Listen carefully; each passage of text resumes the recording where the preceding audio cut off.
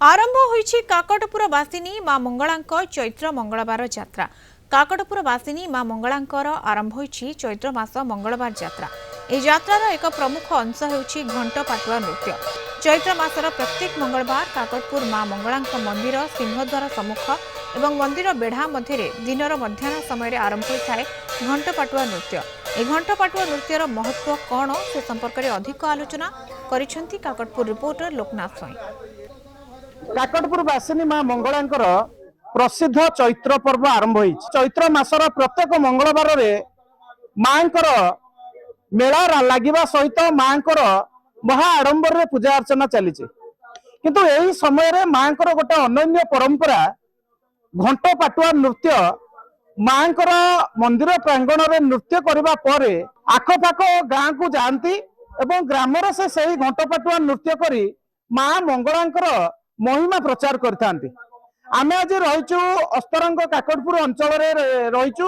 आपण माने देखुथिबे सेही मां मंगलांकर घंट पाटुआ नृत्य जो करते सेही सेवक माने किभली भाबरे गाँ को आसीथांती एवं छोट छोट पिला मानकु सेही घट माध्यम रे आशीर्वाद दउचंती एवं गाँ रे मां मंगलांकर सेही घंट पाटुआ नृत्य को से परिवेशन करचंती।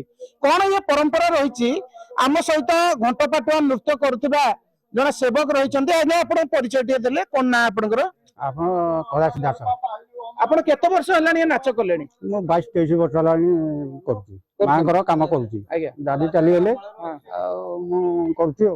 प्रथम पालटू मां का पाखरे घंट तळा टुटुटु मां सिटी आमे पानी तोली मां का टुटरे सिटी पानी तोली के आसी मां का पाखरे माळ पाई आमे मंदिर रु माळ दियंती।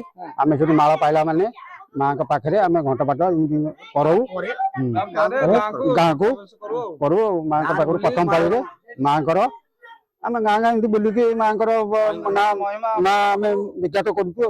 अदृश्य दृश्य मागत नाम धैले विपत्ति न थाई मागत तास कले तोहरी नाम को मागत उषमा रही किछि संकट माग विपत्ति न थाई अनाथ को नाथ मागत देव को करू दार। निश्चित भाबरे एई भली भाबरे मांकर जो स्तुति रहउछि ताको से गाउचंती।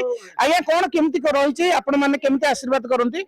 ये आशीर्वाद द्वारा माँ पिला मथारे ठाकुर थुआंती पिलांकर शरीर सुख रहे पिला देह मुंड असुविधा थब सब माँ समाधान कर दियंती। तासरे गाँ को माँ प्रवेश कला माने गाँ रे भूत प्रेत डाहाणी चुलुगुणी गाँ रु छाड़ी चली जाती। ए माने आसंती प्रति वर्ष आसंती एठी मंगलांग घंट पकुज करी आ नृत्य भी करंती पूजा पाठ करती पिला मुंडरे ठाकुर को रखिक आशीर्वाद भी करती। एमती देखी चलती भक्तिमय भावमय परिवेश सृष्टि हुए एवं यही घंट पाटुआ सेवक माने आसिले मांकर गोटे चलंती प्रतिमा को से नहीं आसंती घट को। यही घट को आनी गाँव रे प्रवेश कला परे गाँव रो समस्त दुख दूर होता है बोली गोटे विश्वास रही। एवं छोट छोट पिला मानकु से घट तांको मुंड पर रखी आशीर्वाद करिथांती। एई घंट पाटुआ माने मांकर आज्ञामाल आनी प्रत्येक गाँव रे जाई तांको मां मंगलांकर महिमा प्रचार करी पुणी मां को क्षेत्र को फेरी थांती। अस्तरंगरू लोकनाथ स्वाई, कलिंग टीवी।